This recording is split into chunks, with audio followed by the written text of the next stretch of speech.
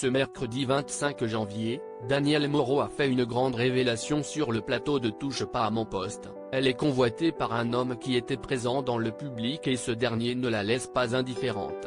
Les téléspectateurs de Touche pas à mon poste ont toujours perçu Danielle Moreau comme la célibataire invétérée de la bande.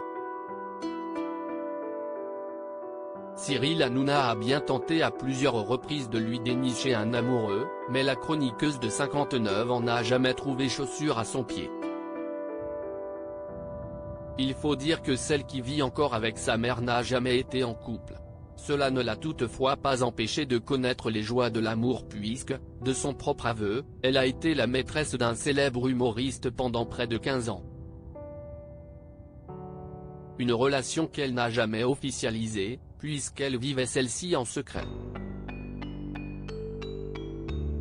À l'époque, Danielle Moreau était âgée de seulement 18 ans et l'intéressé en avait déjà 55.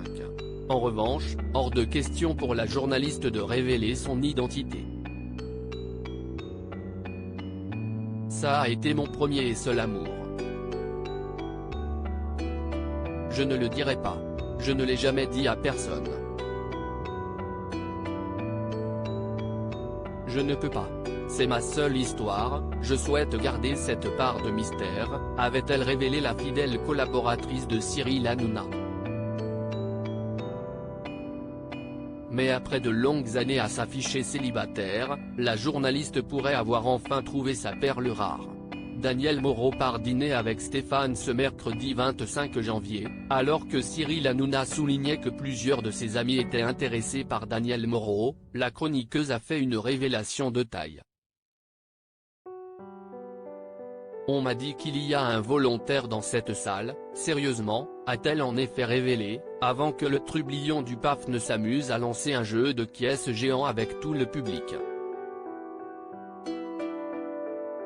Deux hommes se sont ainsi retrouvés sur le plateau, parmi lesquels l'admirateur secret de la journaliste. L'un des deux hommes étant marié, Cyril Hanouna a très vite compris que l'intéressé était l'autre prétendant, un certain Stéphane, directeur d'école. L'information a été confirmée par Danielle Moreau qui, avant de danser un slow avec l'homme en question sur une belle histoire de Michel Fugain, a fait savoir au passage que sa démarche n'était pas anodine. Si j'ai vendu un peu la mèche, ce n'est pas sans raison, a souligné l'acolyte de Gilles Verdet et autres chroniqueurs, provoquant ainsi de vives réactions sur le plateau. Résultat, les deux protagonistes sont partis dîner ensemble après l'émission. Le début d'un beau roman ?